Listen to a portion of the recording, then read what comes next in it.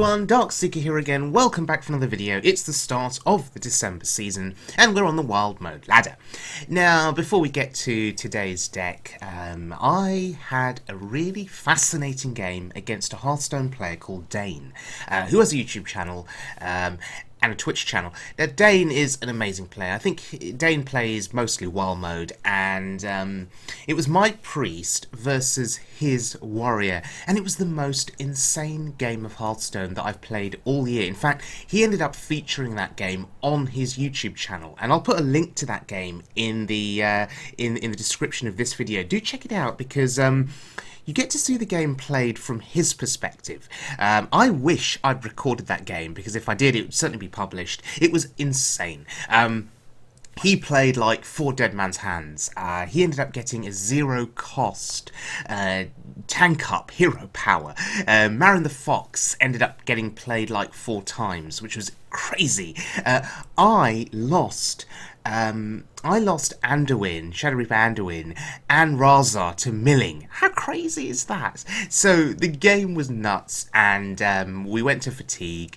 It's just mental. And you know, in the end, when I think I was destined to lose that game, but it was fun to see it through to the end, and it was an honour playing Dane. He's such an amazing player.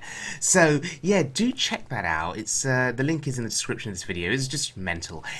Anyway, on to today's deck. It's Dragon Mage. Now, I've played Dragon Mage a couple of weeks back. I love dragons. Dragons are amazing. But it's the start of the December season, and I thought, okay, let's just play Dragon Mage again, but this time with a few tweaks to the deck. This is different to the deck that I played previously. Now, the original deck here, it comes from a player called So, that's Scar_SO. I don't know if I'm pronouncing that correctly in any way, but anyway, Scar So, very unique name, constructed this deck, and you know, it's a very slow deck, and another player made some changes to the deck, and it's a player called Kite973, much easier to pronounce, and we're playing Kite973's version of the deck. Now, what were the changes? Well, originally the deck had Manic Soulcaster. Kite973 took that out and put in a Twilight Flamecaller. Originally the deck had Cindergosa. That was removed for Cabal Courier. Originally it had Sylvanas. Dr. Boom was the replacement. And Chillmore was in the deck, replaced by Cobalt Scalebane. And finally Enzoth the Corruptor was replaced by Flamestrike. So the idea was to make the deck slightly quicker, slightly more aggressive, and to see what would happen.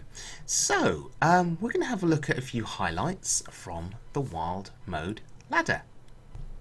Now, sometimes this deck can be too slow. As you can see here, I had amazing Pyros value. Duplicate on Pyros was insane. But my Paladin opponent was just buffing their hand consistently. I didn't draw into Reno Jackson. Therefore, too slow, they were too aggressive, we could not win this game.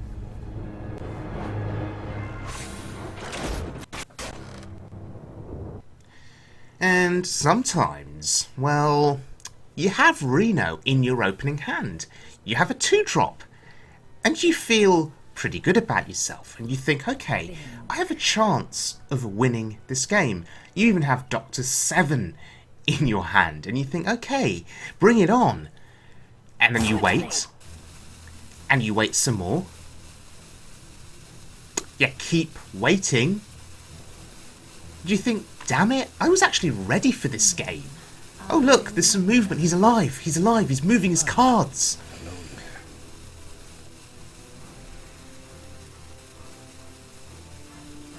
No, he's not there. So now you start thinking to yourself, free win. Yeah, I'll take that. I'll take a free win at the start of the season. Oh, he's alive. He's there. But no, he concedes. Came back too late. So despite my deck being slow, well, you know, we were able to get a win.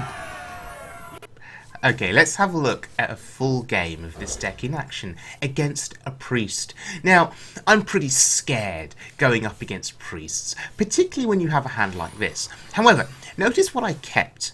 I kept Water Elemental, because it's a solid 4-drop, and I kept Frostlich Jaina. Because in this game, particularly if it's, you know, Death Knight, Raza Priest, the healing from Frostlich Jaina is going to be critical. It's going to be essential, in fact, to keep me alive, particularly if I don't draw Reno. So I saw Jaina and I kept it. Yes, I know, it's a 9-cost card, which is ridiculous, and maybe I should have mulliganed more aggressively for Reno.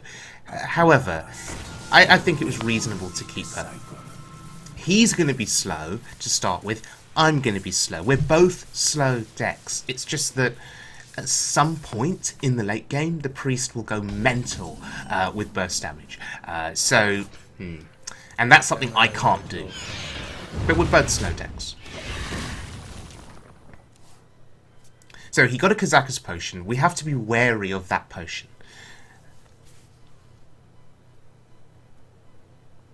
Blackwing Corruptor in our hand. No dragons, unfortunately. That's sad. Meteor, not sure what that's going to kill. Depends on what he's playing. Depends if he's the Enzoth variant, or if he's the Prophet Velen variant. We'll see. But I value getting a secret up. Now, here's one of the keys to winning this game. Ice Block.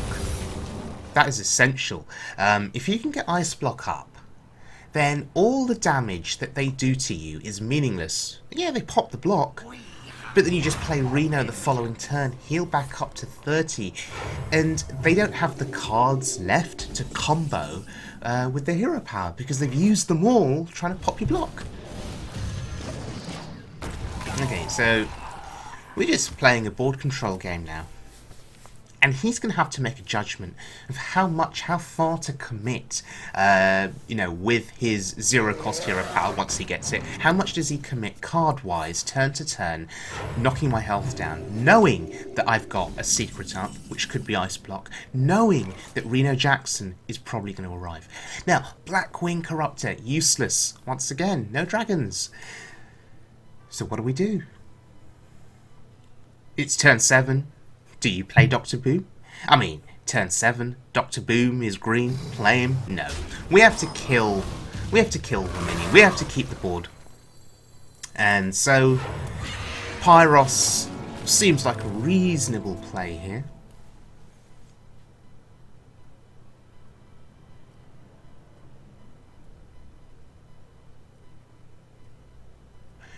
We actually have a reasonable amount of damage on board. That's 9 attack.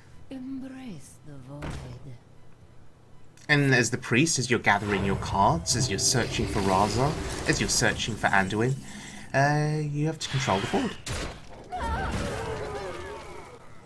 Okay, this may bring out Light Bomb. Dragonfire Potion doesn't quite cut it against Dr. Boom. Oh, and there it is, there's Anduin. Okay, so he brings out Anduin. But he hasn't played Raza yet. Is someone injured? So this is interesting. Finally, we can get the value that we were looking for. Just questioning whether I want to do it now, or whether I search for a spell first. I think, ooh, Pyroblast is juicy. Glacial Mysteries is terrible. Pyroblast could give us lethal at some point. If we can get him down far enough. Because look, he can't heal now. Well, at least he can't heal with the hero power. He may have Reno. He may have greater healing potion. But if we could just burst him down far enough, with some board presence, Pyroblast could give us unexpected lethal. Wow. Draw 2 cards. That's ambitious.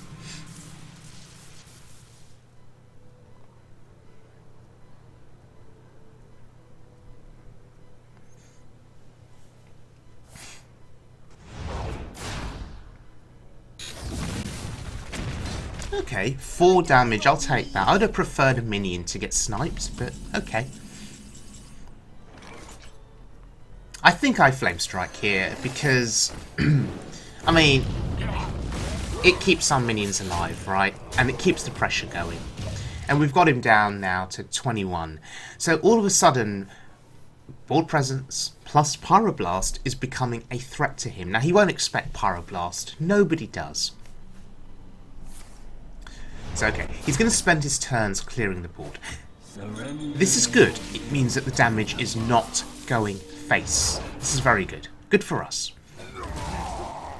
Every time he plays a card, uses a card to activate the hero power, it just means that our face is being protected. Now,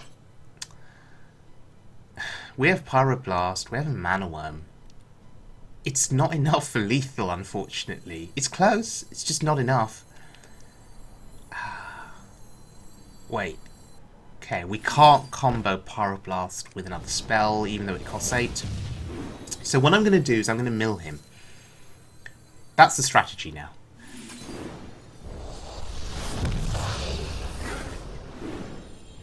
Job's done. Ha! That's amazing. He's just lost Lyra. Now, milling him seems stupid in the sense that I'm just drawing him more cards that he can use to kill me quicker.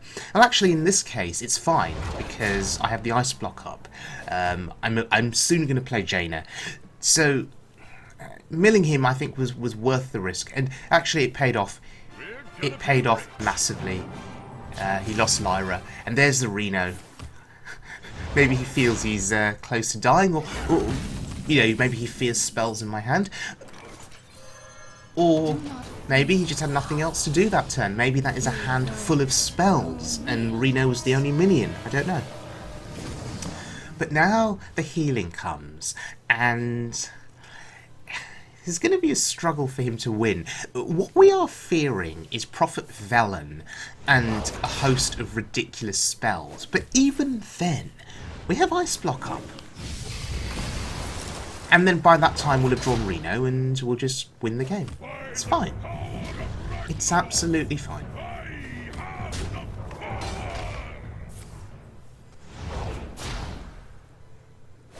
I remember discussing Reno Mage on Reddit, and you know, I was pretty scared of this idea of facing Priest.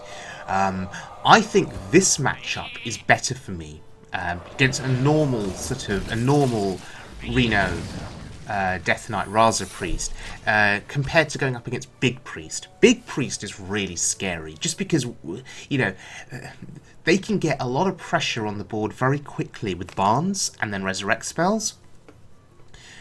And we're a slow deck, and by the time we actually muster up the courage to react to what they're doing, they'll have too many threats on the board and we're probably just dead. And then Reno doesn't save us, the Death Knight will come too late. So yeah, Big Priest I think is a bit of a problem. Certainly not a deck that I enjoy playing against. It's quite overpowered. Having said that, if you play an aggro deck, you can sometimes kill them by turn 5 or turn 6 before they get enough threats on the board. Now this series of plays is quite interesting here. While Pyromancer doing work, kind of. Yeah, and then it kills itself. He's really working that hero power, doing his absolute best. Okay, let's draw 2 potions. 10 cost for value. The armor is really important, I think, just to protect our health total. Another 10 cost. Well, look, more armor. Pretty good. And we'll take 3 friendly minions. Okay. The armor will just keep the game going for a bit longer. We don't need to damage his face here. That's why I'm targeting the minions. It's about the board control. Once we get some water elementals going, we can start hitting his face with them and healing. It's fine.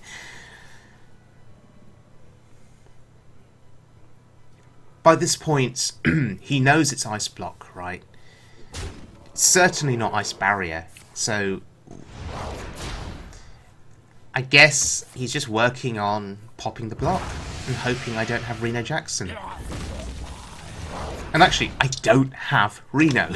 I don't have him. So there's actually every possibility that he pops the block and kills me the following turn because I don't have Reno to heal. But oh, that's healing. That's healing. Ragnaros the Firelord, really, really good. Really, really good once Jaina has been played. Healing for 8! That's insane. It's like having Rag Lightlord.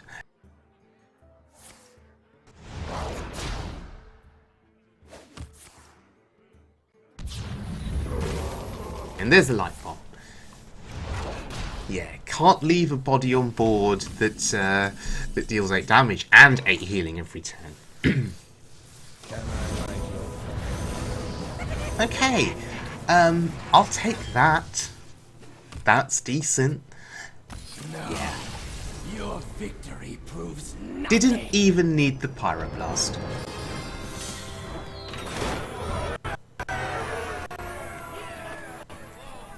Okay, so Kite973's Dragon Mage deck. A bit faster than the original deck. A bit faster than what I've been playing before. So yeah, I like it. I like it a lot. It still feels a bit slow sometimes against pure aggro decks that can just burst you down. You know, you need to be able to draw into your volcanic potions early. You need to be able to draw into perhaps primordial glyph early to get a cheap volcanic potion perhaps. You need your early game against aggro. If you don't get the early game, if you don't get your Kazakus on turn 4 into a turn 5 potion that does 4 damage AoE, there's very little hope of beating aggro, and you need your Reno Jackson on turn 6. So that's the issue. The deck is still slow, but it's still ridiculously fun to play. Any deck that can fit Dr. Boom back in it gets a thumbs up from me, because you don't see Dr. Boom very much on the ladder anymore. And of course, it's just got dragons in it, and who doesn't love dragons? So, thank you very much for joining me, everyone. We are waiting for that next expansion that will arrive, I believe, in a few days' time, so we're waiting for that. In the meantime, if you got the cards, give this deck a try and tell me what you think. Our aim this season now, before the expansion at least anyway, is to get to rank 10. And then, once I've hit rank 10, I'm happy. That's my target hit. And then I can mess around with fun decks from the new expansion. So, see you all next time, and keep having fun.